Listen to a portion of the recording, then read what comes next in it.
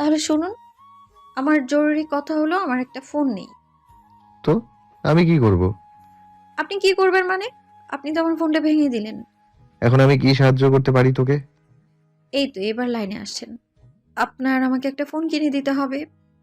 এত বড় উপকার আমি তোর করতে পারবো না। পারবেন না মানে? আপনিই তো আমার ফোনটা ভেঙে দিলেন। ভালো করেছি, আমার মন চেয়েছে তাই ভেঙেছি, ভবিষ্যতে আরো ভাঙবো। আপনি আমার ফোনটা সেদিন কেন ভেঙেছিলেন? ফোনটা কি আপনার শ্বশুরের টাকায় কেনা ছিল? রানফ রুহির কথা শুনে ল্যাপটপ থেকে চোখ সরিয়ে রুহির দিকে কৌতূহলী নয়নে তাকিয়ে রইলেন। না, মানে আসলে আপনার শ্বশুরের টাকাই তো কেনা। কিন্তু এত শত কথা বাদ, একটাই কথা, সেটা হলো আমি ফোন ছাড়া থাকতে পারছি না। কারোর সাথে কন্ট্রাক্ট হয় না আমার। এভাবে চলতে থাকলে আমি রুহি যে দুনিয়াতে আছি এটাই তো সবাই ভুলে যাবে। সুতরাং আমার ফোন চাই চাই চাই। তুই কোন দেশের আইকন যে তোকে সবার মনে রাখতে হবে? দেখুন রওনা ভাইয়া, আমি অনেক কষ্টে আম্মুর থেকে ফোন নেওয়ার পারমিশন পেয়েছিলাম, আর আপনার সেটাও সহ্য হলো না। এখন আপনি যখন আমার ফোনটা জমের বাড়ি পাঠিয়েছেন, এখন নতুন একটা ফোন কিনে দেওয়ার দায়িত্ব তো আপনারই, তাই না? তো এই ছিল তোর জরুরি কথা? হ্যাঁ। কথা শেষ? জি শেষ। এবার যেতে পারিস। কথায় কথায় এত অপমান করেন কেন, হ্যাঁ? আমি আপনাকে একটু আগে যে উপদেশটা দিলাম তার কোনোটা গ্রাহ্যই করছেন না আপনি, রানব ভাই। এটা কি ঠিক হচ্ছে? তার মানে তুই চাচ্ছিস তোকে আমি আরো বড় কোনো অপমান করি? যাচ্ছি যাচ্ছি, আপনার সহ্য করতে আমার বই গেছে। ভাগ্যিস আমায় জোর করে বিয়ে করেছেন, বলে না হলে কপালে বউও জুটতো না। হ্যাঁ, তুই তো পৃথিবীর একমাত্র মহিলা, বাকি সব পুরুষ। দেখুন, আমি কোনো মহিলা টহিলা না। আর কথায় কথায় অপমান করা বন্ধ করেন, নইলে কিন্তু। রানফ ল্যাপটপটা রেখে দিয়ে বিছানা ছেড়ে উঠে দাঁড়ালেন। এক পা দু পা রুহির দিকে এগোতে এগোতে বললেন, না হলে কি? আপনি আমার দিকে এভাবে কেন এগোচ্ছেন? দেখুন রওনক ভাই, আমি এই মুহূর্তে আপনি আমার বউ হিসেবে না মানলেও আমি আপনার বাসায় গেস্ট। একদমই মারতে আসবেন না। হ্যাঁ বল, না হলে কি? নইলে আমি আপনাকে ডিফো। কথা শেষ করার আগেই রওনক ভাই এসে এক হাতে আমার মুখ চেপে ধরলেন, আর এক হাতে শক্ত করে চেপে ধরে কানের কাছে এসে ফিসফিস করে বললেন, আমার কাছে আসা এবং দূরে যাওয়া দুটাই তোর জন্য অসম্ভব। শুধুমাত্র আমি চাইলে সবই সম্ভব, বুঝলি? বারবার আমার কাছে আসিস না। তোর সাথে ভুল কিছু হলে আমার দোষ দিয়ে ফেলবি। তাই বলছি, আমার থেকে দূরে থাকার চেষ্টা করবি। এটাই তোর জন্য ভালো হবে। কথাগুলো ফিসফিসিয়ে বলে রুমের বাইরে নিয়ে মুখের উপর থেকে হাতটা সরিয়ে দিয়ে দরজাটা ঠাস করে ভেতর থেকে আটকে দিলেন। কি অপমান! আসলে আপনার কাছে যাওয়াটাই আমার ভুল, কিন্তু কি করব বলেন? মন যে মানতে চায় না। সে যে আপনার প্রতি ভীষণ রকম দুর্বল। তার যে খালি আপনার কাছে যেতে মন চায়। কেমনে বাধা দিব বলেন রাওনা ভাই? কিন্তু আপনি তো তা জীবনেও বুঝলেন না। এটাই দুর্ভাগ্য আমার। রাতে কোনো রকম খেয়ে দিয়ে ঘুমিয়ে পড়েছি। এখানে একদমই ভালো লাগছে না আমার। কথায় কথায় রানব ভাইয়ার অপমান সহ্য করতে হয়। রাফার কথা ভীষণ মনে পড়ছে আমার। ফাইনাপু নিয়াম ভাইয়াকে বেশি সময় দেয়, আমার সময় কাটতেই চায় না। একটা ফোন হলে ভীষণ ভালো হতো। রানা ভাইয়ার ব্যবহারে মাঝে মাঝে মন চায় নিজেকে একদম শেষ করে দিই, কিন্তু একবার এই সিদ্ধান্ত নিয়ে আজ অবধি পোড়া ভোগ ভুগতেছি আমি। পরের বার নিতে চাই না বাবা। তার চেয়ে বরং বেঁচে থেকে রানা ভাইয়ের অভিমান অপমান সহ্য করাই ভালো। সকালবেলা ঘুম থেকে উঠেই নামাজ পড়ে সকাল সকাল ছাদে গিয়ে বসলাম। এখনো সূর্যের আলো পুরোপুরি ফোটেনি, পরিবেশটা ঠান্ডা, ভালোই লাগছে। অনেকক্ষণ ছাদে থেকে রুমে আসলাম। রানা ভাইয়ার কাছে অকারণে আর যাব না আমি। আমার চেষ্টা বিফলে যাবে। মানুষটা বড়ই শক্তপোক্ত মনের, এভাবে কষ্ট পেয়ে জানালার ধারে বসে আছি আমি। এর মাঝেই দরজায় কেউ নক করতে গিয়ে দরজাটা খুলে দিলাম। খুলতেই দেখলাম রানা ভাইয়ার ড্রাইভার। কি চাই? একটা ছোট শপিং হাতে এগিয়ে দিয়ে বলল, ম্যাম, এটা আপনার জন্য। কি আছে এতে? আপনি নিজেই দেখে নেবেন প্লিজ। ওকে, কে পাঠিয়েছে? রাউনফ স্যার। সে আবার আমার জন্য কি পাঠাতে যাবে? আচ্ছা, আপনি যেতে পারেন এখন। জি ম্যাম। তারপর ড্রাইভার চলে যেতেই আমি শপিংটা খুলেই দেখলাম তার মধ্যে আছে একটা ফোন 14 প্রো ম্যাক্স, এর বক্সে রাখা আছে। দেখেই আমি চমকে উঠলাম। সাথে সাথে বক্সটা খুলে বের করে ফোনটা হাতে নিয়ে মনটা খুশিতে ভরে গেল।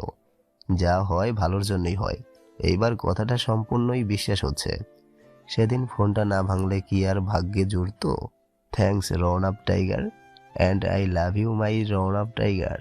অবশেষে একটা জামাইয়ের মতো কাজ করলে অন্তত। ফোনটা নিয়ে নানা রকম ঢং শুরু করে দিলাম। এবার নিজেকে আসলেই ভাগ্যবতী মনে হচ্ছে। এই বয়সে আইফোন, বাহ বাহ। রুহি, বাহ, মনের মতন জামাই পেয়েছিস। এমন জামাই ঘরে ঘরে জন্ম হোক। দেখতে দেখতে দুপুর শেষ। শপিংয়ে যাওয়ার জন্য তৈরি হতে হবে। ফারিন আপুও তৈরি হয়ে গেছে। নিয়াম ভাইয়া কিছুক্ষণের মধ্যেই চলে আসবেন নিতে। রণব ভাইয়া কেবল বাসায় ঢুকছেন বাইরে থেকে এসে। তাকে দেখে ফারিন আপুও আমাদের সাথে শপিংয়ে যেতে বললে সে ডিরেক্ট না বলে দিল। আমার মনটা অমনিই গেল খারাপ হয়ে। ফারিন আপু তার পার্টনারের সাথে থাকবে আর আমি থাকবো একা। দূর, ভাল লাগে না। ভাবছিলাম ফোন দেওয়ার জন্য ধন্যবাদ বলবো, কিন্তু দিল মুডটাই নষ্ট করে আমার। এখন তো আর যাব না, বলতে পারি না, তাহলে ফারিন আপুর মন খারাপ হবে। তাই রুমে গিয়ে রেডি হয়ে নিলাম। রেডি হতে হতে ভাবছি রৌনক ভাইয়াকে কিভাবে নেওয়া যায়। অনেক খুঁজে একটা আইডিয়া পেলাম, দেখি কাজ হয় কিনা। হতেই হবে, রুহির আইডিয়া বলে কথা, সাকসেস না হলে যাবে কই।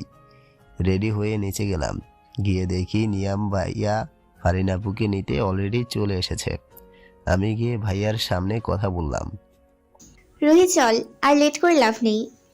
হ্যাঁ রুহি চলো। আরে না না, কি বলছেন ভাইয়া? আমি আপনাদের সাথে কেন যাব?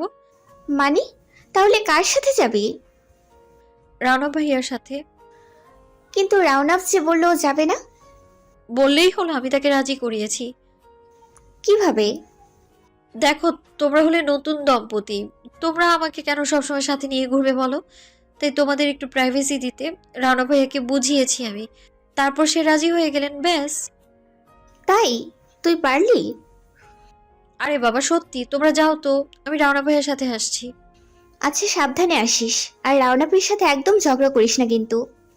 বলে নিয়াম ভাইয়াকে নিয়ে চলে গেলেন।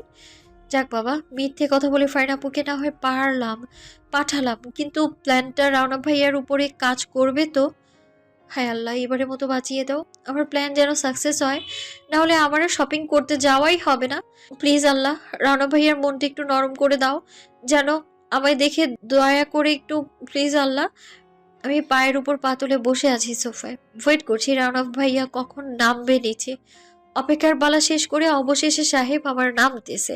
হাতে ফোন স্ক্রল করতে করতে আমি তার দিকে এক নজরে তাকিয়ে আছি, কিন্তু বজ্জারটা খেয়ালই করছে না আমায়। হঠাৎ রানা ভাইয়া থেমে গিয়ে আমার দিকে আর চোখে তাকিয়ে আমায় পা থেকে মাথা অবধি পর্যবেক্ষণ করে বললেন, কিরে, তুই যাসনি? গেলে বুঝি এখানে থাকতাম? ফারিন আপু নিয়াম ভাইয়া কোথায়? চলে গেছে।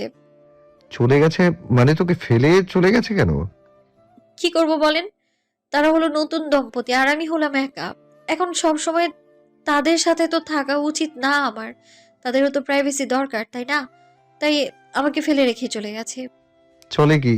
এইটুকু মেয়ে সাথে থাকলে কি তাদের প্রেম উড়ে যাবে? দাঁড়া, আমি এক্ষুনি ফোন করছি। আরে না না না, কি করছেন? আমার কথাটা তো আগে শুনুন। আবার কি হলো? বলছিলাম যে ফোন দেওয়ার কি দরকার আছে, আপনি চলুন না, আমি আর আপনি একসাথে যাই, তাহলে তো মিটমাট হয়। মানে কি? আমি তোকে নিয়ে এখন শপিং এ যাব? তো গেলে কি মহাভারত অশুদ্ধ হবে?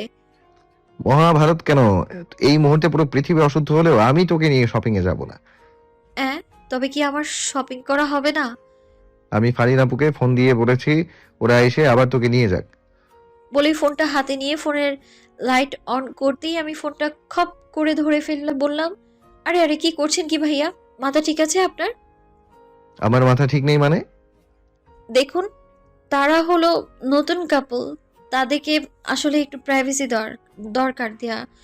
এইভাবে আমাকে সাথে নিয়ে বিষয়টা কেমন দেখায় না বলেন? এত কিছু আমি বুঝি না, আমি এখন যেতে পারবো না, ব্যাস। তাহলে তোরও আর যেতে হবে না শপিং এ, তুই বসে থাক। কথাটা বলে আবার উপরে পা বাড়ালেন। ভাইয়া যাবেন না প্লিজ, একটু গেলে কি হয়? আমার কথায় কোনো ভ্রুক্ষেপ না করে রানা ভাইয়া চলে গেলেন। মনটা ভীষণ খারাপ হয়ে গেল আমার, প্ল্যানটা পুরোই ভেস্তে গেল। কি ভাবলাম আর হলোটা কি? রানা ভাইয়া আমার সাথে এমন কেন করেন? আমাকে সাথে নিয়ে গেলে কি তার প্রেস্টিজে বাঁধবে নাই বা কেন? আমি যে তার থেকে অনেক শর্ট, তার পাশে তো আমাকে কখনোই মানায় না। ভাবতে ভাবতে কান্না চলে এলো। তবে কি আমি পরাজিত হলাম? সোফায় বসে বসে কেঁদেই যাচ্ছি, কিন্তু আমার কান্না কেউই দেখছে না। এখানে না আছে আম্মু, না আছে বড় মা, ভীষণ মনে পড়ছে আমার তাদের কথা। রানা ভাইয়া ভীষণ নিষ্ঠুর মনের মানুষ। কাঁদতে কাঁদতে উপরে ওঠার জন্য দৌড়ে সিঁড়ি বেয়ে উঠতে গিয়ে পা পিছলে পড়ে যেতে নিলাম। সাথে সাথেই অনুভব করলাম দুটো হাত আমার কোমর জড়িয়ে ধরেছে। চুলগুলো মুখের উপরে এসে পড়ায় চেহারাটা ঠিক দেখতে পাচ্ছি না।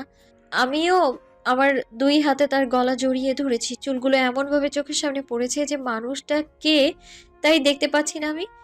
শুধু দেখতে পাচ্ছি লোকটা ব্লু কালারের শার্ট পরা। হঠাৎই আমার আমার মুখের উপর পড়ে থাকা চুলগুলো সরিয়ে দিল সে। তাকে দেখে তো আমি একেবারে চমকে অবাকের চরম পর্যায়ে পৌঁছে গেলাম। এ তো দেখছি রাওনাব ভাইয়া। একটু আগে তো অন্য রঙের টি শার্ট পরা ছিল, এখনই আবার ব্লু রঙের শার্ট কেন পরলেন? চেহারাটা যা লাগছে না কি আর বলবো। ব্লু রংটা সুন্দর মানুষের জন্যই অ্যাকচুয়ালি। ফর্সা গলাটা একদম ধবধবে হয়ে আছে, যা লাগছে না একদম রাজকুমারের আপডেট ভার্সন। সেও আমার দিকে তাকিয়ে, আমিও তার দিকে তাকিয়ে, কিন্তু এই শান্তিটা আমার সহ্য হলেও তার সহ্য হচ্ছে না। আমার সোজা করে দাঁড় করিয়ে ধমক দিয়ে বললেন, দেখে শুনে চলতে পারিস না? এখনই তো পরে হাত পা গুড়ি গুড়ি হতো। তাতে তো আপনার কিছু হতো না, যা হওয়ার আমারই হতো। হাত পা গুড়ি গুড়ি হওয়ার কথা বলছে। একটু আগে যে আমার মনটা ভেঙে গুড়ি গুড়ি করলো তার কোনো দাম নেই। তা তোর মনের গুড়ি গুড়ি হওয়া টুকরোগুলো দেখি। দেখে আর লাভ কি? আপনি তো আর মনের ডক্টর না। তোর সব কিছুর ডাক্তারই আমি। যেটা ঠিক করতে পারবো না সেটা আরো বৃদ্ধি করে দিব। হ্যাঁ, আপনি আমার মনের ব্যথা কিভাবে বৃদ্ধি করা যায় সেটাই ভালো জানেন। বিড়ি করে কি এত বলছিস? কিছু না। তা বলছি, এত সেজেগুজে কোথায় যাওয়া হচ্ছে? আমি সেজেছি? তোর মতো মেকআপ করেছি? দেখুন, আমি একদমই মেকআপ করি না। এসব বলে কিন্তু সহ্য হয় না আমার। তাই? আমাকে তাহলে বললি কেন যে আমি সেজেছি? নয়তো কি? একটু আগে দেখলাম টি শার্ট পরা, এখন আবার শার্ট প্যান্ট সবই তো চেঞ্জ করলেন আপনি। তাতে তোর কোনো সমস্যা? আমার সমস্যা তো ঠিকই ক্রিয়েট করে দিলেন। আর আমার এইটুকু প্রশ্নেই উনি বিরক্ত হচ্ছেন? ভেবে আরো কষ্ট লাগছে। সিঁড়ি থেকে পড়ে গিয়ে মরে গেলেই ভালো হতো, বাঁচিয়ে যেন আরো কষ্ট দিলেন। কথাগুলো ভেবে রাওনা ভাইয়ার দিকে এক পলক তাকিয়ে চোখ নামিয়ে চলে আসতেই পেছন থেকে ভাইয়া আমার হাতটা ধরে ফেললো। হাতে টান পড়তেই আমি পেছনে ফিরে তাকলাম। কেন ধরলেন আপনি আমায়? ছাড়ুন বলছি। উপরে কোথায় যাচ্ছিস? রুমে কেন? নাচতে যাবেন আপনি? তো নাচতে উপরে কেন যেতে হবে? এখানেই শুরু কর। দেখুন রাওনা ভাইয়া, আপনার মতো আমার মনটাও তো শক্ত নয় যে এতবার অপমান শোনার পরেও মনটা ভালো থাকবে। আমি উপরে ড্রেস চেঞ্জ করতে যাবো, হাতটা ছাড়ুন আমার। ড্রেস কেন চেঞ্জ করতে হবে? তো এটা পরে কি বাসার মধ্যে র্যাম শো করবো আমি? দেখাতে পারিস আমি দর্শক আছি। দেখুন ভাইয়া, মন খারাপ আমার। আপনার সাথে অহেতুক কথা বলে আরো খারাপ করার ইচ্ছে নেই আমার। বলেই রাওনা ভাইয়ার হাতটা ছিটকে উপরে ওঠার জন্য দুপা উঠতেই রাওনা ভাইয়া বলে উঠলো, শপিং করতে যাবি না? কথাটা শুনেই আমি ঘুরে তাকালাম, বললাম, না। তাহলে আমি এত কষ্ট করে রেডি করালি কেন? আমি আপনাকে রেডি কখন হতে বললাম? আপনি তো না করে দিলেন। যেভাবে এখানে বসে চোখের জলের নদী বানাচ্ছিলি, আমি তো ভাবছিলাম আমার বাসাটাই ভেসে যাবে। তাই রেডি হয়ে এলাম। যতই হোক আব্বু অনেক কষ্ট করে আমার জন্য বাড়িটা বানিয়েছে। এভাবে কারো চোখের জলে ভেসে যাক তা তো আমি চাই না। তার মানে আপনি আমার সাথে শপিং এ যেতে রাজি? কি আর করার রাজি না হয়ে? যাক বাবা, যেভাবে রাজি হয়েছে হোক। তা নিয়ে ঝগড়া বাকি রেখে দিই আমি। সময় পেলে সেই ঝগড়াটা না হয় করে নিব। এখন যাওয়া যাক। মুখে হাসি ফুটিয়ে বললাম, চলুন। রাওনাব ভাইয়া আমার কথা সায় দিয়ে একসাথে সিঁড়ি বেয়ে নেমে গেলাম। বাইরে গিয়ে গাড়িতে উঠতে যাবো এমন সময় আমি থেমে গিয়ে বললাম, আমি গাড়িতে যাব না। মানে কি রুহি? গাড়িতে যাবি না তাহলে কিসে যাবি? আপনার না বাইক আছে? বাইকে যাব। কি? এত অবাক হওয়ার কি আছে? আমার নিয়ে বাইকে উঠলে কি আপনার বাইক ফুটে যাবে? ইম্পসিবল, আমি তোকে আমার বাইকে উঠাতে পারবো না। রানা ভাইয়ার কথা শুনে আবারও গেল মনটা খারাপ হয়ে। এত অপমান সহ্য করার আর ধৈর্য হচ্ছে না আমার। তাই নিচের দিকে তাকিয়ে চোখের জল ফেলতে লাগলাম। কথায় কথায় কান্নার মেয়ে আমি না, কিন্তু রানা ভাইয়া আমায় তুচ্ছ করলে সেটা আমায় অনেক বেশি কষ্ট দেয়। হঠাৎ পাশে তাকিয়ে দেখলাম ভাইয়া নেই, চলে গেছে হয়তো সে তার কাজে। আমিও মন খারাপ করে বাসায় ঢুকতে গেলাম। বাসার দরজার সামনে দাঁড়াতেই পেছন থেকে বাইকের হর্ন শুনে ঘুরে তাকালাম। রানা ভাইয়া তার বাইক নিয়ে বেরিয়েছেন। আমি তো স্তব্ধ আঁখিতে তার দিকেই তাকিয়ে আছি। অনেকক্ষণ পর সে আমায় বলল, এখনো এখানে দাঁড়িয়ে থাকলে বিকেল তো আছেই, রাতেও তোকে তাদের সময় অযথা ব্যয় করার জন্য লাথি মারবে। আমি তার কথায় ফিক করে হেসে দিয়ে এগিয়ে গেলাম। গিয়ে তার পেছনে বাইকে উঠে পড়তেই ভাইয়া বাইক স্টার্ট দিলেন। শক্ত করে ধর ফড়িং, পড়ে যাবি কিন্তু। না মানে আসলে আমি তো বাইকে অনেক ছোটবেলায় উঠেছিলাম, তখন আমি দুপা দুই দিকে দিয়ে বসতাম, কিন্তু এখন কেমন যেন লাগছে। আমাকে শক্ত করে জড়িয়ে ধরে বস, না হলে পড়ে যাবি। আমি রাওনা ভাইয়ার কথায় লজ্জা পেলাম ভীষণ। আসলে আমি ভাইয়ার অভিমান ভাঙানোর জন্য তার কাছে যাই ঠিকই, কিন্তু আমি জানি রাওনা ভাই আমায় খারাপভাবে স্পর্শও করবেন না, সেই বিশ্বাস আমার তার প্রতি আছে। আমি এক হাত ভাইয়ার পেটে রেখে তার শার্ট শক্ত করে ধরে বসলাম। লুকিং গ্লাসে দেখা যাচ্ছে ভাইয়া হালকা হাসছেন। এই হাসিতে আমি খুন হয়ে যাই, সেই দায়ভার কি কে নিবে তখন? শপিং মলে পৌঁছে আমায় নামিয়ে দিয়ে বাইকটা লক করে রেখে দিয়ে আমায় নিয়ে ভেতরে ঢুকে ফাইন আপু আর নিয়াম ভাইয়াকে খুঁজে বের করলেন। কি এত সময় লাগে? কতক্ষণ আগে থেকে ঘুরতেছি আমরা। তোর রাউনাপের খবর নেই? সরি আপু, আসলে রাওনা ভাইয়া একটু সময় নিয়েছিলেন তো তাই। আচ্ছা চল এখন শুরু করি। আচ্ছা চলো। পুরো শপিং মল ঘুরে নিয়াম ভাইয়ার পছন্দের আপুর জন্য লেহেঙ্গা কেনা হয়েছে। মোটামুটি আপুর সবই ক্লিয়ার, আমার এখনো কিছুই পছন্দ হয়নি। অনেক ঘুরে একটা ব্ল্যাক কালারের লেহেঙ্গা পছন্দ হলো, কিন্তু রানা ভাইয়ার সাথে সাথে সেটা আমায় ইশারায় রেখে দিতে বললেন। আমি তা বুঝতে পেরেও সেটা নিয়েই বসে আছি, কারণ আমার এটাই পছন্দ হয়েছে। রানা ভাইয়া উঠে এসে আমার হাত থেকে লেহেঙ্গাটা সরিয়ে দোকানদারকে বললেন গর্জিয়াস ডিজাইনের 3 পিস বের করতে। মানে কি, লেহেঙ্গা পরলে কি সমস্যা? সমস্যা আছে, তোর অত কিছু জানতে হবে না। পড়তে পারবি না, ব্যাস পড়তে পারবি না। কিন্তু কেন পড়তে পারবো না? এটা তো আমার পছন্দ হয়েছে ভীষণ। চুপ, একটা কথাও না। বলেই একটা ব্ল্যাক কালারের গর্জিয়াস ডিজাইনের 3 পিস কিনে দিলেন। 3 পিসটাও সুন্দর, কিন্তু বুঝলাম না লেহেঙ্গাটা কি সমস্যা করেছে। এ মার্কেটে বসে হয়তো প্রশ্ন করলে যে এখানেই আমায় ধোলানো শুরু করবে, তা আমি জানি। মনে তারই শঙ্কর, রাওনাক ভাইয়া ভয়ঙ্কর। এরপর কিছু কসমেটিক্স জুতো কিনে নিয়ে মোটামুটি শপিং শেষ করলাম। এবার বাসায় ফেরার পালা। নিয়াম ভাইয়া আর ফাইনাপু চলে গেলেন নিয়াম ভাইয়ার গাড়িতে। আমি আর রাওনা ভাইয়া একসাথে আছি। আমাকে উঠিয়ে বাইক স্টার্ট দিলেন। আকাশে রাত নেমেছে, শহরের রঙিন আলোতে আলোকিত রাস্তা, খুবই সুন্দর লাগছে শহরটা। রাতের বেলায় ঘোরার মজাই আলাদা। এক কথায় আমার রাতটা ভীষণ ভালো লাগে, বিশেষ করে রাতের আকাশটা একদম মনোমুগ্ধকর। তাও যদি হয় আবার জ্যোৎস্না রাত। আমার খোলা চুলগুলো উড়ছে হাওয়ায়, খুব ভালো লাগছে আমার। মন চায় হারিয়ে যায় প্রকৃতিতে। হঠাৎই চোখে পড়লো আইসক্রিমের বিশাল বড় ক্যান্টিনটা। এখানে শুধু আইসক্রিমই পাওয়া যায়। আইসক্রিম আমার ভীষণ পছন্দের, দেখলে আর সহ্যই করতে পারি না। এক দৃষ্টিতে তাকিয়ে আছে আইসক্রিমগুলোর দিকে। এমনি রাত হয়ে গেছে, এখন কি রানা ভাইয়ের সময় নষ্ট করাটা ঠিক হবে? বাসায় ফিরতেই তো শপিং থেকে দেরি হয়ে গেল। তবু সব ভুলে বললাম, রানা ভাইয়া শুনছেন? আমার কথার কোনো উত্তর না দিয়ে উনি বাইক নিয়ে আইসক্রিমের দোকানের দিকেই গেল।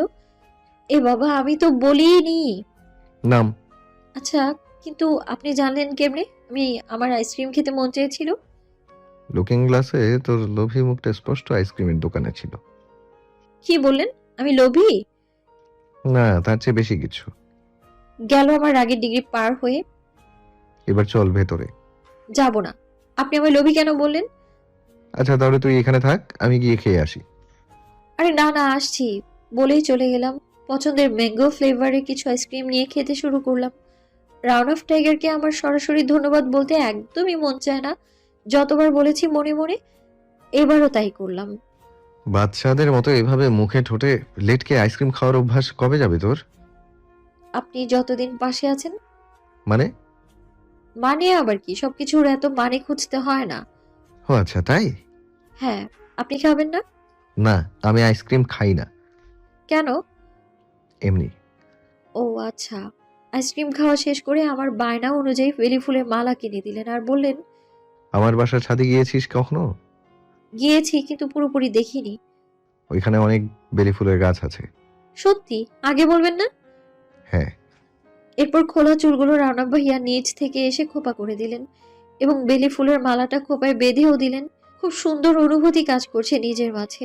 রানা ভাইয়া যেন সারা জীবন আমার পাশেই থাকে, শুধু এইটুকুই চাই আমি।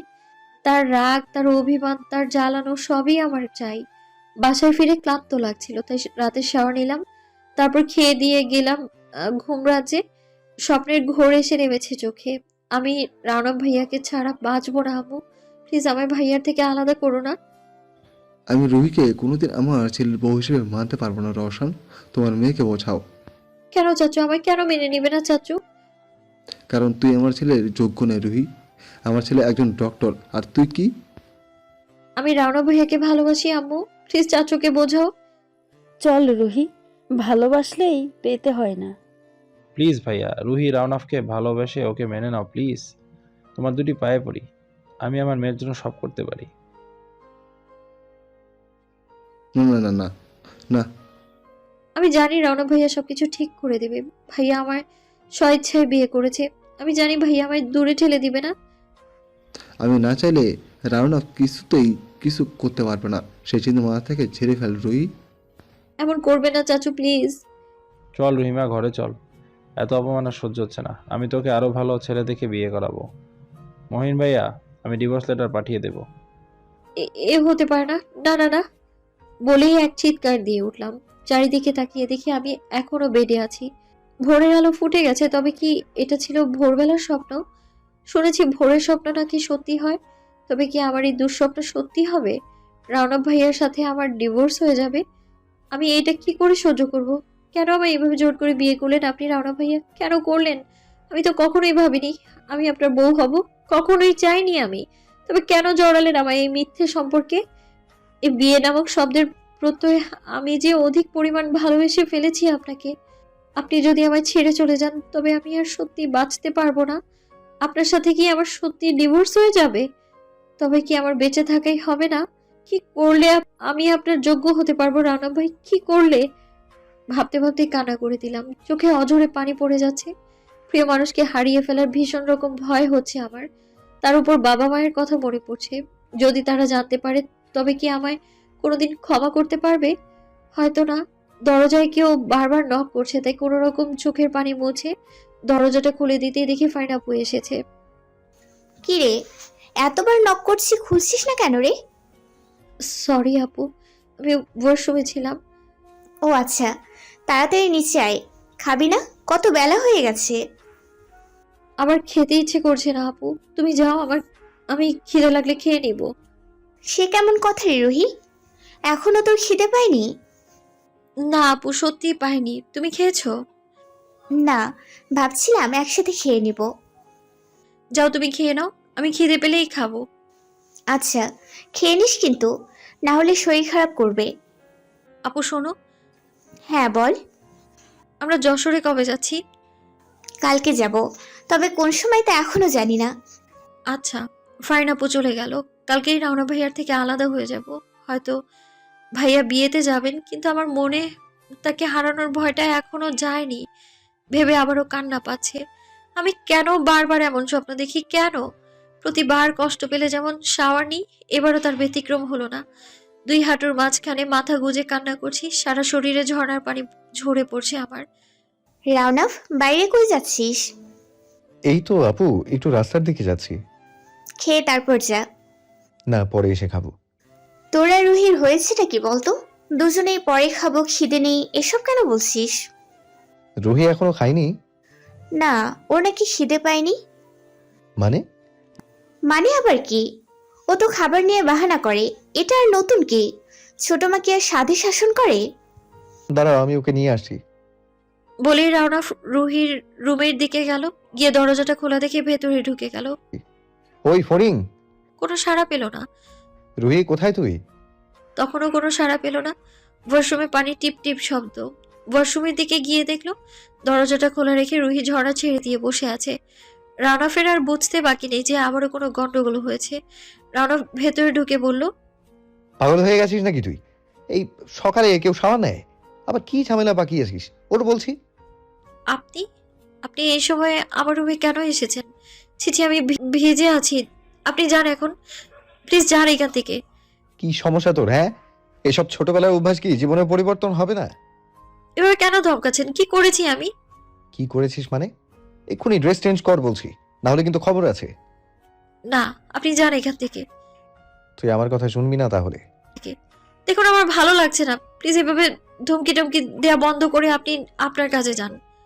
রানা বুঝতে পারলো তার ধমকিতে এই মুহূর্তে রুহির জন্য কোনো কাজ হবে না, কারণ ওর চোখ একদম ফুলে গেছে। দেখেই বোঝা যাচ্ছে কান্না করেছে সে এতক্ষণ।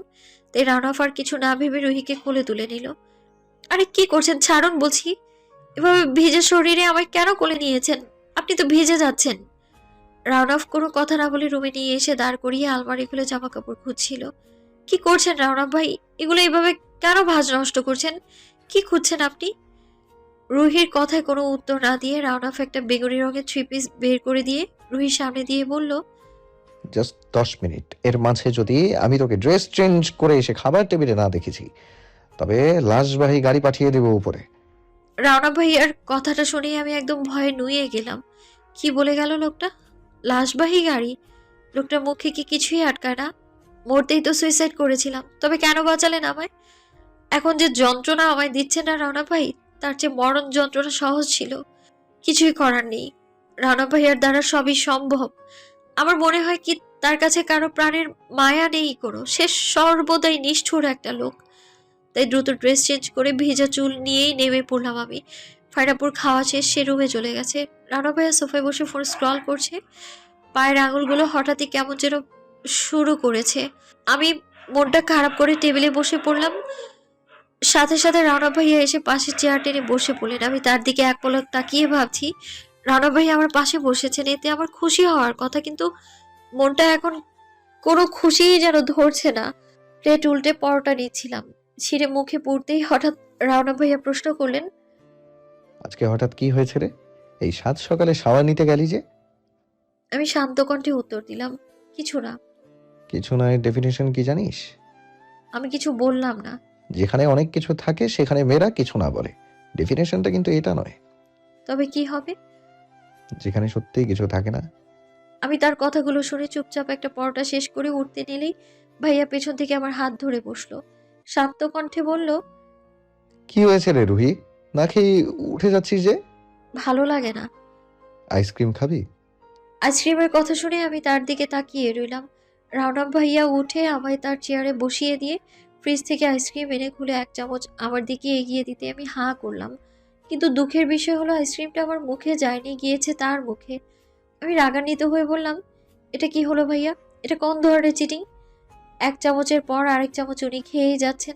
আমাকে আইসক্রিমের লোভ দেখিয়ে এখন নিজেই খাচ্ছেন। কালকে না বললেন আপনি আইসক্রিম খান না, এখন কেন খাচ্ছেন? তুই খাবি? খাবো না কখন বলেছি? খেতে পারিস, কিন্তু একটা প্রশ্নের উত্তর দিতে হবে। খেতাম না আপনার আইসক্রিম, আপনিই খান। আইসক্রিম খাবো তার জন্য নাকি আবার প্রশ্নের উত্তর দিতে হবে? বিড়বিড় করে বলেই আবার উঠে আসতেই ভাই আমার হাত ধরে বসিয়ে দিলেন। আপনি আমার হাত কেন ধরেছেন বলেন তো? আরে রিল্যাক্স ফরিং কন্যা, এত লাফালাফি করলে কি করব? আগে বল হয়েছেটা কি, তারপর আইসক্রিম পাবি। আমি মনে করে বললাম, দুঃস্বপ্ন দেখেছিলাম। রানব ভাইয়া আমার কথা হাঁ করে আছে দেখে বললাম, এভাবে হাঁ করে আছেন কেন? সামান্য দুঃস্বপ্ন দেখে এত কিছু? সামান্য বলছেন? স্বপ্নটা খুব বেশিই খারাপ ছিল। আমি ভাবছি তোকে ফারিয়া আপুর বিয়ের পর মানসিক হসপিটালে অ্যাডমিট করে আসবো, নয়তো তোর সাথে আমরাও পাগল হয়ে যাব। দেখুন, একদম ফালতু কথা বলবেন না। আমি আপনার প্রশ্নের উত্তর দিয়েছি, এবার আইসক্রিম দিন। নে, আর এমন ফাও ফাজলামো দ্বিতীয়বার করলে থাপড়িয়ে দাঁত ফেলে দিব। আইসে আইসক্রিম খেয়ে রাউনাব ভাইয়ার সাথে ছোটখাটো ঝগড়া করে মনটা এখন ভালোই লাগছে। তারপর ফারিনাপুর সাথে অনেক গল্প সল্প করে ছাদে গেলাম। রাউনাব ভাইয়ার কথা মতো দেখলাম সত্যি ভাইয়া নিজের ছাদের একপাশে খুব সুন্দর করে টেপে বেলি ফুলের গাছ লাগিয়েছে।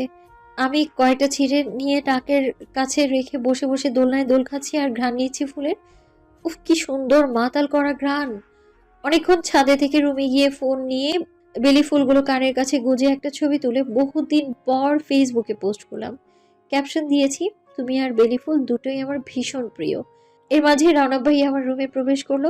আমার কাছে এসে কয়েকটা ঔষধ ধরিয়ে দিয়ে বলল, এই ওষুধ রাতে একটা আর সকালে একটা করে পুরো টানা 1 মাস খাবি। আর আরেকটা ওষুধ দিয়ে বললো, এটা প্রতি একদিন পর পর একদিন খাবি। কিন্তু আমার হয়েছেটা কি আজ যে আমি ওষুধ খাবো? তুই নিজেই জানিস না তাহলে? না, কি হয়েছে আমার? আমি তো সুস্থই। তুই সুস্থ বলেই তোকে অসুস্থ বানিয়ে হসপিটালে ভর্তি করে পরিবারের সবার সময় নষ্ট করব, এবং তোর সেবা করার সুযোগ দিতে চাচ্ছি ওষুধগুলো খাইয়ে। মানে এটা কেমন কথা হলো? তোর পায়ের আঙ্গুলে যে পেইন হয় সেটা কখনো বলেছিস কাউকে? এটা তো অনেক আগে থেকেই হঠাৎ হঠাৎ হয়। হ্যাঁ, এই জন্যই তো পুষে রেখেছিস। কিন্তু আপনি জানেন কি করে? আমি তো আপনাকে বলিনি কখনো রওনক ভাইয়া। তোর পায়ের আঙ্গুল বেঁকিয়ে হাঁটা আর চেহারার স্পর্শ যন্ত্রণা সেটা তো বোঝাই যায়। আর হবেই বা না কেন? তুই তো ঘুমের সময় পায়ের আঙ্গুল খুকরিয়ে ঘুমাস। এতে রগ টান পড়ে কঠিন রোগ ধারণ করে, সেটাকে বলে অ্যাপিটেনসিস। এইটা এক ধরনের রোগ যা ভীষণ মারাত্মক, কিন্তু তোর এখনো মারাত্মক হয়নি। ওষুধগুলো ঠিকঠাক খাবি, পরে চেক আপ করানো যাবে।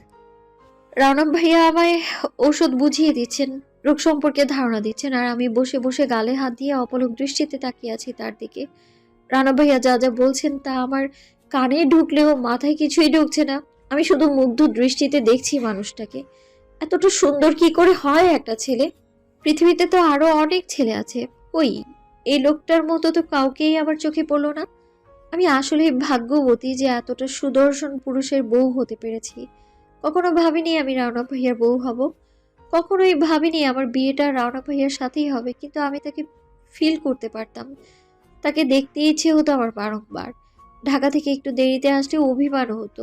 আর আজ আমি তারই বউ, তাকে যে আমি 1%ও কাউকে দিতে পারবো না, কখনোই না। আমার জীবনের বিনিময় হলেও আমি আপনাকে খুশি করবো রৌনক ভাই। অনেকক্ষণ পর রৌনক ভাইয়া আমার মাথায় জোরে মারলেন এক টোকা। অমনি গেলাম আমি রেগে। কি হলো রৌনক ভাই, আপনি টোকা কেন মারলেন? মনোযোগ কই তোর? আপনার চেহারায়। কি বললি? না মানে বলছিলাম যে আপনার মুখের দিকে তাকিয়ে শুনছিলাম সবকিছু, সেটাই বলতে চাইছি। তাই? হ্যাঁ। তা বলতো আমি একটু আগে কি বলেছি? আই গেলাম ফেসে আমি, এবার কি বলবো? শুরু হয়ে গেল আমার মাথা চুলকানি। কি সারাদিন মাথায় চুলকাবি নাকি উত্তর দিবি? আরে বাবা, দিচ্ছি তো, এত অধৈর্য কেন আপনি? আমার ধৈর্য আছে বলে তোরে সব অকাজ কুকাজ তাকিয়ে তাকিয়ে দেখছি, না হলে পিটিয়ে চামড়া তুলে রাখতাম। কথা কথা এত মারতে মন চায় কেন আপনার? কারণ তুই মাইল্ড ফ্লেভারের। আমি তো নিজেকে বউ ফ্লেভার মনে করি। তাই? তা কেমন বউ ফ্লেভারের তুই? দেখতে চান? শুনতে চাই। আরে বাবা, সব কি আর শোনার জিনিস? কিছু কিছু ফিল করতে হয়। ও তাই, ভালোই পাগনা হয়েছিস। তা বল কেমন? আমি বসা থেকে উঠে দাঁড়ালাম, চুলগুলো খোপা করতে গিয়েও পারলাম না। সেটা দেখে রৌনক ভাইয়া বললেন, এদিকে আয়। হ্যাঁ বলুন। পেছন ঘুর। কেন? যা বলছি তাই কর। আমি পেছনে ঘুরতে ভাইয়া আমার চুলগুলো হাতের মুঠো নিয়ে শক্তপোক্ত খোপা করে দিয়ে বিছানায় থাকা কাঁটা নিয়ে চুলে গেঁথে দিয়ে বললেন, এবার দূরে সর। কি আজব মানুষ রে বাবা, নিজেই কাছে ডেকে যত্ন করে খোপা করে দিয়ে এখন আবার সরতে বলছে। রানা ভাইয়া চলে যেতে নিলেই আমি তাকে থামিয়ে দিয়ে বললাম, আরে আরে কই যাচ্ছেন? আমি কেমন বউ ফ্লেভারে দেখবেন না? রানা ভাইয়া ভ্রু কুঁচকে আমার দিকে তাকিয়ে রইলেন। আমি আস্তে আস্তে গিয়ে তার পায়ের উপর পা রাখলাম। ভাইয়া কিছুই বলছেন না। আমি তার মুখের কাছে গিয়ে তাকিয়ে থেকে আহ, যেই ভাইয়া কিছু বলতে যাবে ঠোঁটে একটু ফাঁকা করতেই দিলাম ভাইয়া ঠোঁটে একটা চুমু বসিয়ে, সাথে সাথে তার ঠোঁটে একটা কামড় দিয়ে ভাইয়া আহ করে উঠতেই রকেটের গতিতে দৌড়ে রুম থেকে বেরিয়ে গেলাম। এক দৌড়ের অন্য রুমে গিয়ে দিলাম দরজা লক করে। বাপরে বাপ, প্রাণে বাঁচলাম। সামনে পেলে যে কি করতো আজ কে জানে। রুহি, তুই ভালো কাজ করেছিস, নিজের জামাইকে কিস করেছিস, এতে লজ্জার কিচ্ছু নেই, আর ভয়েরও কিছু নেই। তোর জামাই তো আর তোকে কিস করবে না, তাই তোকেই ফার্স্ট দিতে হলো। এসব বলে নিজেকে সান্ত্বনা দিচ্ছি আমি। পরক্ষণেই ভাবছি রাওনা ভাইয়া বিষয়টাকে কিভাবে নেবে।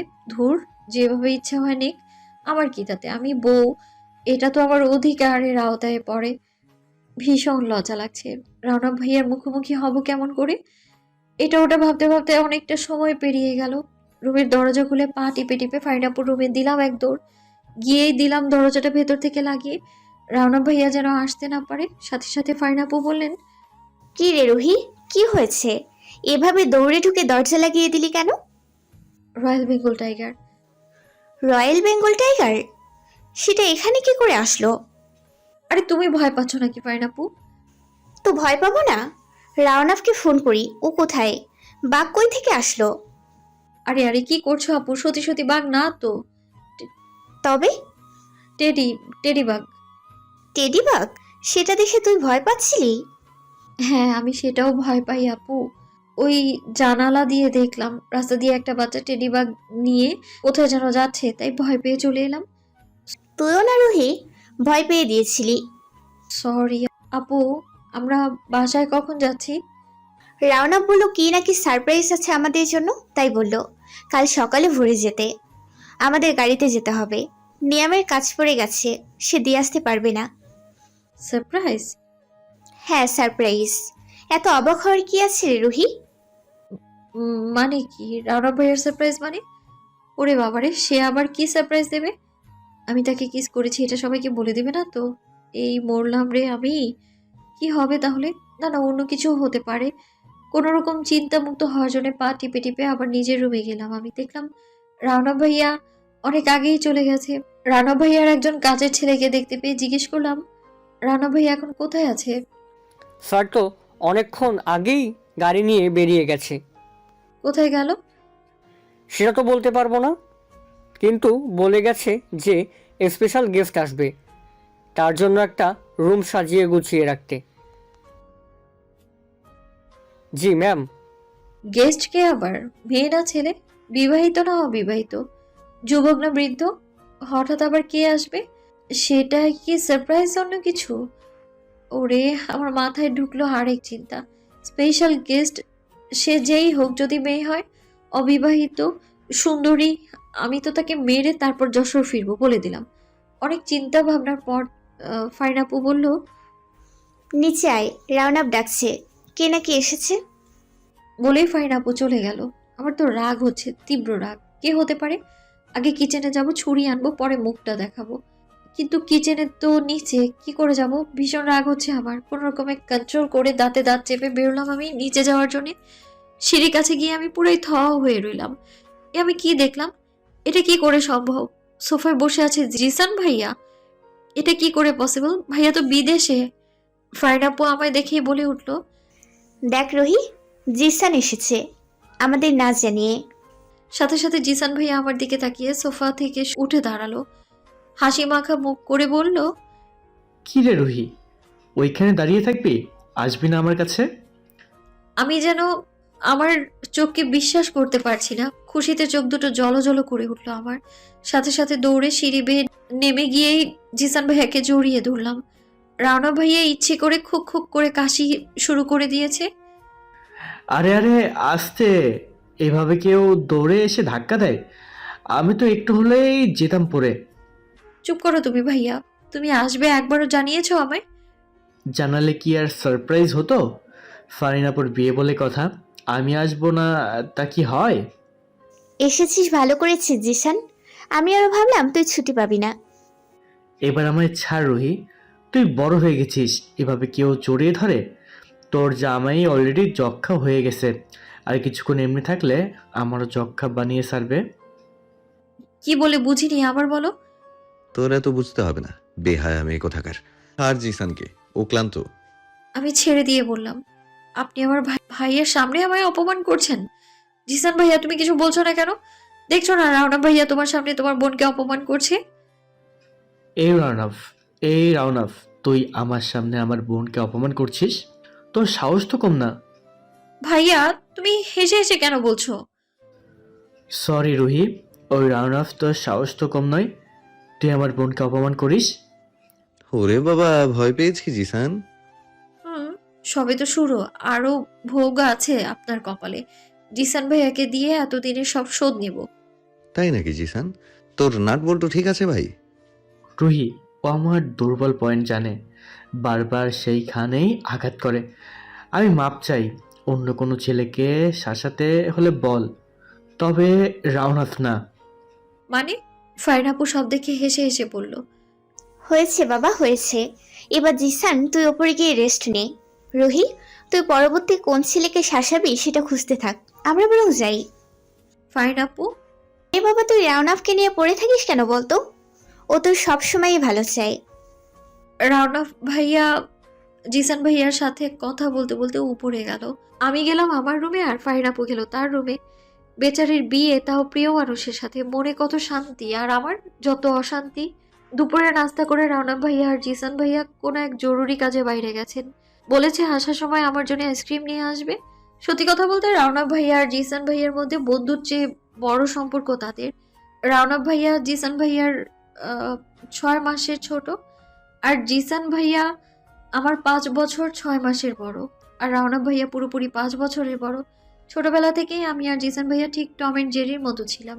সারাদিন মারামারি করতাম, কিন্তু কাউকে ছাড়া কেউ থাকতে পারতাম না। জিসান ভাইয়া বিদেশ যাওয়ার পর অনেক কান্না করেছিলাম আমি। আজ অনেক বছর পর ভাইয়া ফিরতে একটু খুশি হলাম, একটু বেশি খুশি হলাম। জিসান ভাইয়া আর রাওনা ভাইয়ার মাঝে এতটা ভালো সম্পর্ক যে দুজনের সবকিছুই দুজন জানে।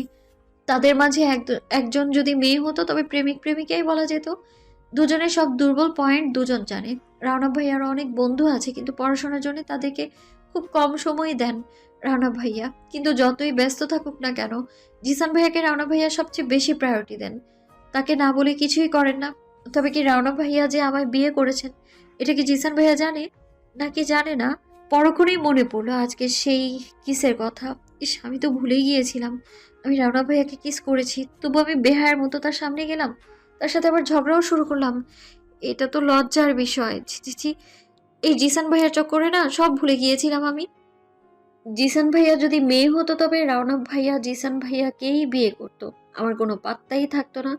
তাও ভালো হতো, আমি তো রাউন্ড অফ টাইগারের থেকে বেঁচে যেতাম। আজ তো এক রয়্যাল বেঙ্গল টাইগার সে। কত কিছু ভেবে রেখেছিলাম। আমি একজন সাহসী মেয়ে, আর সাহস আমার জামাইয়ের কাছেও থাকবে। সে আমার কথায় উঠবে বসবে, আর রাউন্ড অফ টাইগার আমার লাইফে এসে সব আশা ভেঙে দিল। আমার সাহস, রাগ, জেদ সবই তার কাছে জিরো। এসব নিয়ে ভাবতেই হঠাৎ জিসান ভাইয়ার ডাকে নিচে গেলাম। মাত্রই জিসান ভাইয়া বাইরে থেকে ফিরলো। আমি গিয়ে বললাম, কি হয়েছে ভাইয়া, ডাকলে যে? জিসান ভাইয়া সোফায় বসে ফোন স্ক্রল করতে করতে বললেন, দেখ টেবিলে তোর জন্য কি রাখা আছে, কি? তুই দেখে নে। আচ্ছা। আমি তো টেবিলের দিকে তাকিয়ে অবাক হলাম। এখানে সব আমার পছন্দের জিনিস আছে, আইসক্রিম, কিটক্যাট, রসমালাই, আরো অনেক কিছু। জিসান ভাইয়া, এগুলো তুমি আমার জন্য এনেছো? নয়তো কার জন্য আনবো? আমার তো আর রাউনফের মতো বউ নেই যে তার জন্য আনবো। কি বললে? স্পষ্ট বলো না কেন? আরে কিছু না, তাড়াতাড়ি আইসক্রিমগুলো খা, নইলে গলে যাবে। আর কিছু ফ্রিজে রেখে দে। আচ্ছা। বলেই আমি আইসক্রিম খাওয়া শুরু করলাম। আইসক্রিম খেতে খেতে বললাম, ভাইয়া, রানা ভাইয়াকে দেখছি না যে, সে কোথায়? বাহ, আমার বোনেরও তো দেখছি রাউনফের জন্য দরদ কম না। কি বলে? জোরে বলো না কেন? কয়েকটা কথা তুমি আস্তে কেন বলো বলো তো? কিছু না, রাউনফ মেডিকেলের দিকে গেছে, চলে আসবে। ওহ, বলেই ভাইয়া মনোযোগ দিয়ে ফোন স্ক্রল করছে। কিছুক্ষণের মধ্যে রওনা ভাইয়ার প্রবেশ করেই হঠাৎ আমার দিকে তাকিয়ে রইলেন অনেকক্ষণ। রওনা ভাইয়া, বুঝলাম না কি এমন হলো যে এভাবে তাকিয়ে আছেন মহাশয়। সে তো এভাবে তাকিয়ে থাকার মানুষ না। চেহারায় তার রাগ না খুশি কিছুই ক্যাচ করতে পারছি না। অনেকক্ষণ পর আমার থেকে দৃষ্টি সরিয়ে জিসান ভাইয়ার সামনে কথা বলে সিঁড়ি বেয়ে উঠতে গিয়ে আবারও আমার দিকে ঘুরে এক পা দু পা করে সামনে এসে বললেন, রুমে একটু আয় তো। হঠাৎ রুমে কেন ডাকলেন? কি করেছি আমি? কেন? কোনো শাস্তি দিবেন? আমি তো কিছুই করিনি। হঠাৎ কেন রুমে ডাকলেন আমায়? মারবে না তো আবার? নাকি কোনো ভালো কথা আছে? মনে সংশয় নিয়ে ঢুকলাম তার রুমে, কিন্তু সেখানে গিয়ে পড়লাম আরেক বিপাকে। রানব ভাইয়া তার রুমে নেই, এমনকি ওয়াশরুম, বেলকনি কোথাও নেই। তবে কি হারিয়ে গেল নাকি? এই মাত্রই তো সিঁড়ি বেয়ে উপরে উঠলেন। 10-15 মিনিট অপেক্ষা করে বিরক্ত হয়ে চলে আসলাম। নিজের রুমে পা বাড়ালাম। দরজায় গিয়ে কাছে যেতেই খেলাম কোন এক খাম্বার সাথে যেন বাড়ি। আমার মাথাটা গেল রে। এতক্ষণ লাগে নিচের থেকে আসতে? কতক্ষণ ধরে অপেক্ষা করছি আমি। মানে আপনি আমার রুমে কি করছেন? আপনি না বললেন আপনার রুমে যেতে? আমি বলেছি রুমে আসতে, বলিনি আমার রুমে যেতে। তোর রুমে আসতে বলেছিলাম। ও সরি, আমি আরো কতক্ষণ আপনার রুমে এসে বিরক্ত হয়ে ফিরে এলাম। আর আমার তো এখানে বসে নাচতে মন চাচ্ছিল। তো নাচেন না, নিষেধ করেছি? থাপ্পড় খাবি ফড়িং, চুপচাপ বস, কথা আছে। কি কথা?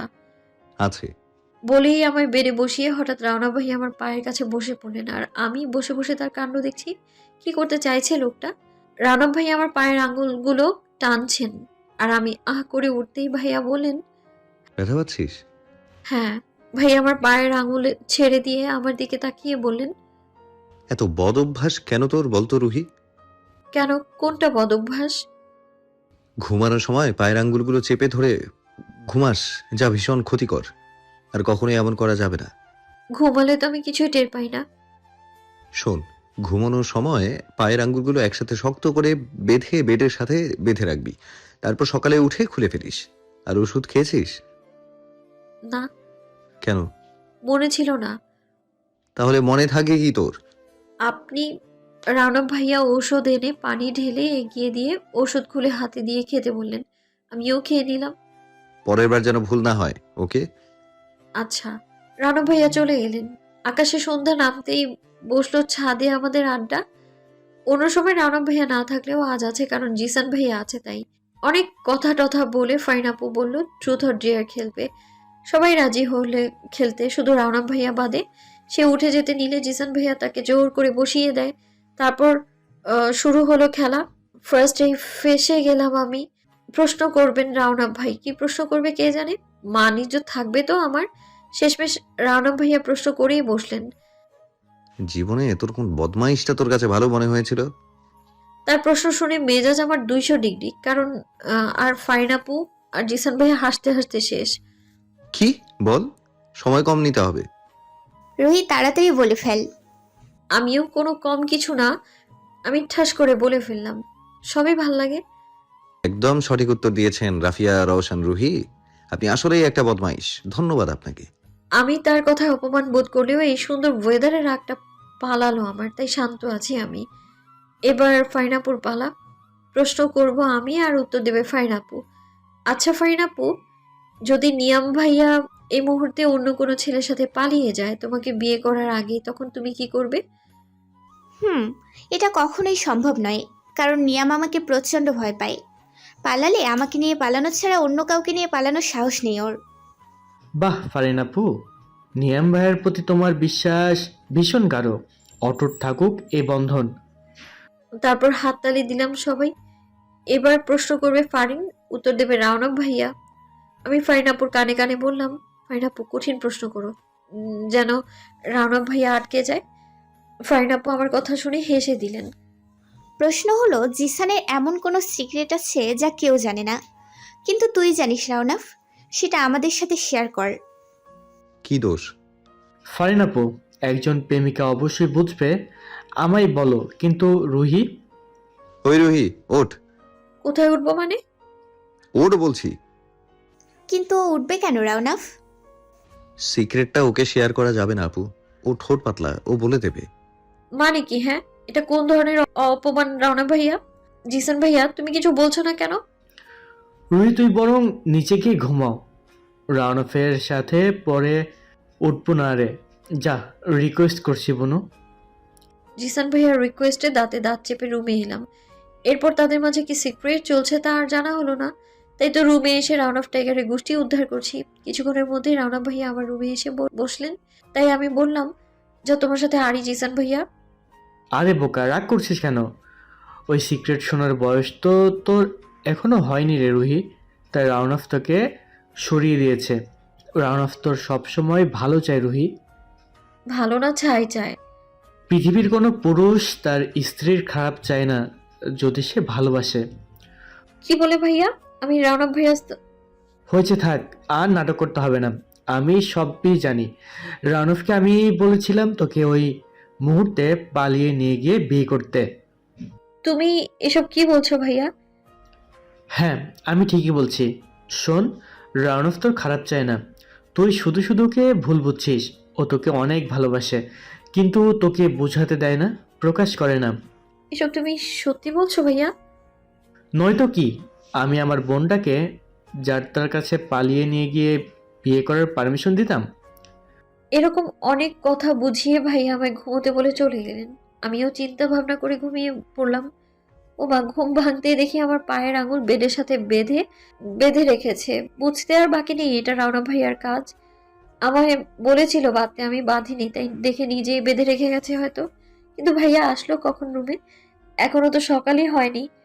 মনে হয় আমি ঘুমানোর পরই এসেছে। দড়িটা খুলতেই দেখলাম হলুদ রঙের একটা কাগজ। কাগজের ভাঁজটা খুলে দেখলাম লেখা আছে, দড়িটা খুলে হেঁটে দেখ, এখন আঙ্গুল ব্যথা হচ্ছে কিনা। হলে ওষুধ খেয়ে নিস, না হলে খেতে হবে না। আমি পায়ে হেঁটে দেখলাম না, আঙুল আজকে আর ব্যথা হচ্ছে না। তাই আর ওষুধ খেলাম না। নামাজটা পড়ে লাগেজ গুছিয়ে সকালের নাস্তা করে আমি জিসান ভাইয়া ফাইনাপুর রওনা হলাম যশোরের উদ্দেশ্যে। কিন্তু বাড়িটার দিকে বারবার তাকাচ্ছি। রানা ভাইয়া নাকি সেই ভোরে চলে গেছে, আমাদের একটু এগিয়েও দিয়ে আসতে গেল না বাস স্ট্যান্ড পর্যন্ত। তার নাকি কি জরুরি ক্লাস পড়ে গেছে। মনটা আবারও ভারী হয়ে গেল। হাতে নিয়েছি কয়েকটা বেলি ফুল আর রওনক ভাইয়ার সাথে কাটানোর সময়গুলো ভাবছি আমি। খুব কষ্ট হচ্ছে রওনক ভাইয়ার জন্য। আজকে থেকে শুরু হলো আবার আমার তাকে মিস করা। ড্রাইভার আমাদের স্ট্যান্ডে পৌঁছে দিবেন, তাই গাড়িতে লাগেজগুলো ওঠাতেই আমি একদৃষ্টিতে তাকিয়ে আছি বাড়িটার দিকে।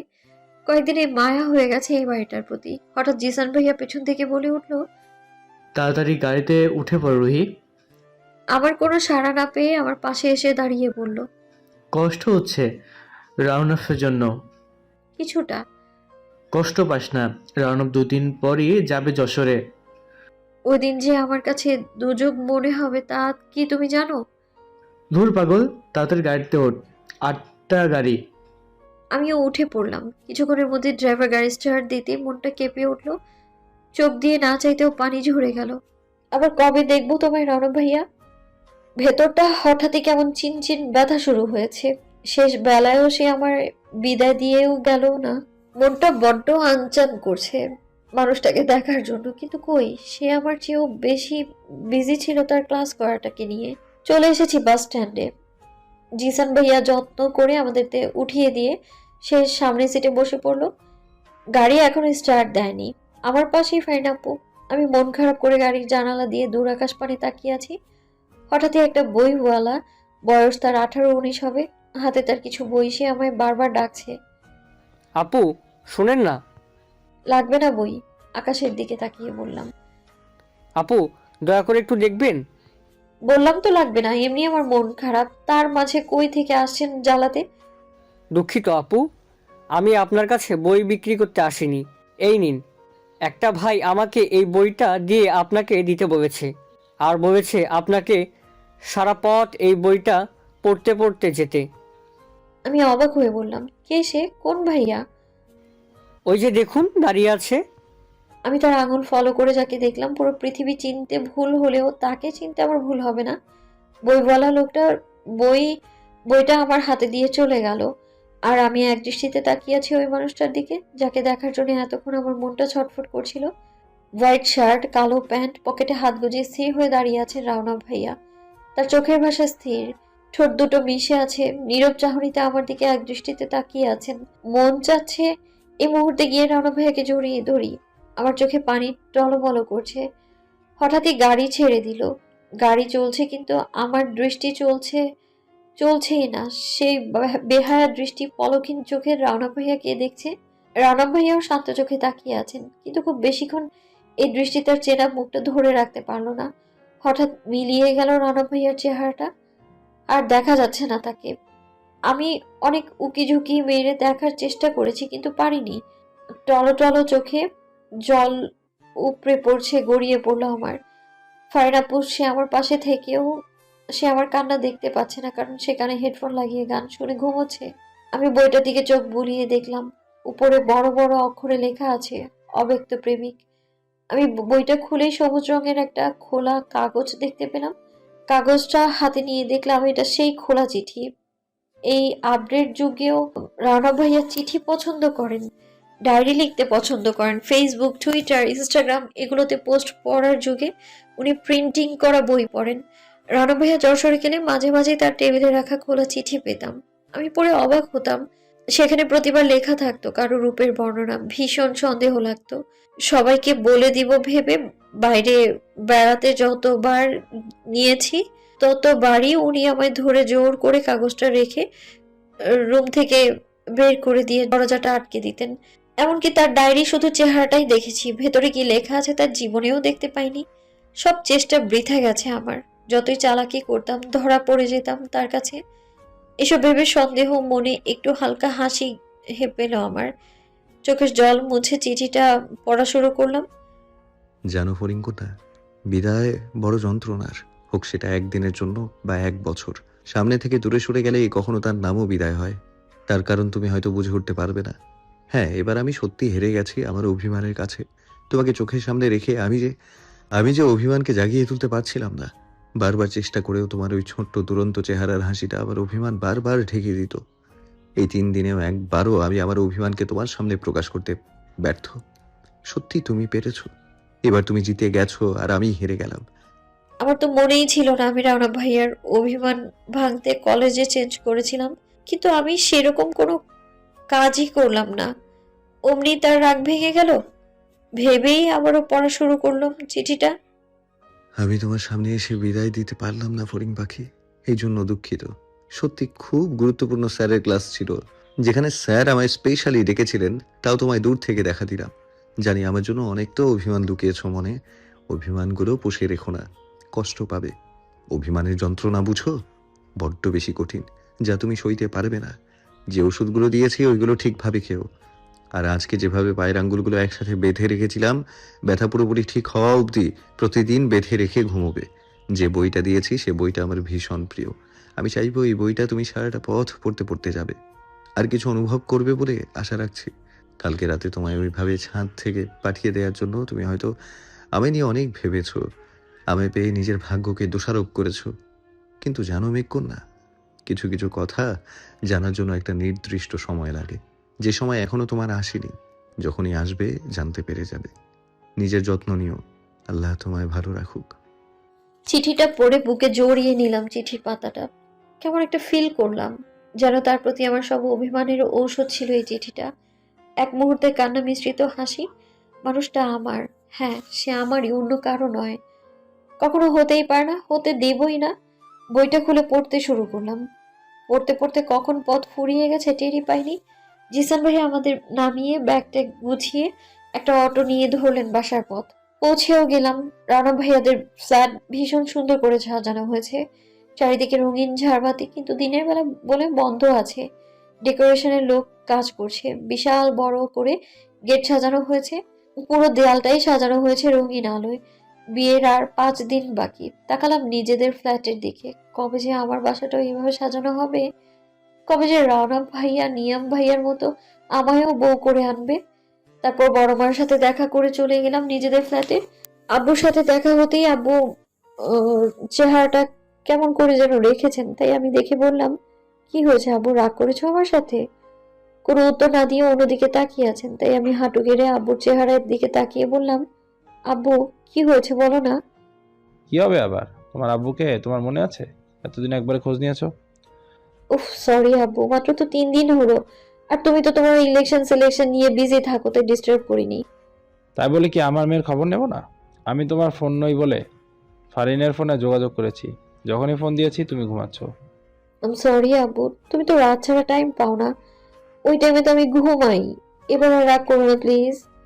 আমার রহিমা। বলে আমায় আমার মাথায় তার কোলে নিলেন। আমি তোর সাথে রাগ করে থাকতে পারি বল মা?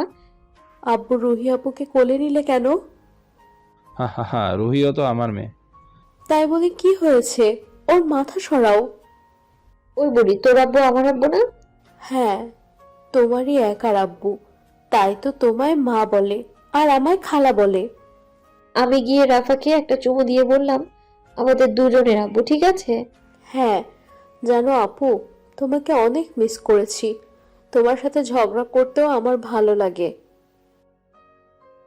আজকে তোকে একটা ফোন কিনে দেবো। তোর কি ফোন পছন্দ রে রহিমা? লাগবে না আম্মু? কেন লাগবে না? রানা ভাইয়া আমার ফোন কিনে দিয়েছে। রাওনাফ তোকে ফোন কিনে দিয়েছে, এটা সত্যি কথা? হ্যাঁ। কিন্তু ও যে বললো আমি যাতে তোকে কখনোই ফোন কিনে না দিই, এখন ও নিজেই কিনে দিল।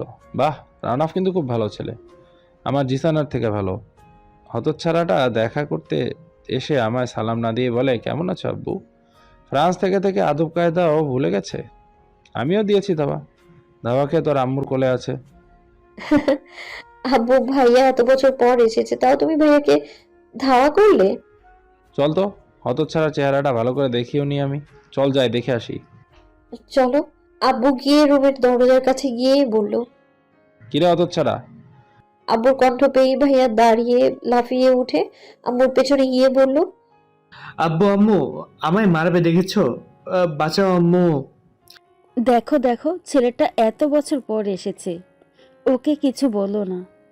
তোমার কুলাঙ্গার ছেলেকে বলো দ্বিতীয়বার যেন সালাম দিয়ে কথা বলে, শুধু আমাকে নয় সবাইকে। এটাও ফ্রান্স নয়, বাংলাদেশ। এখানে মানুষ সভ্যতা খোঁজে, স্টাইল না।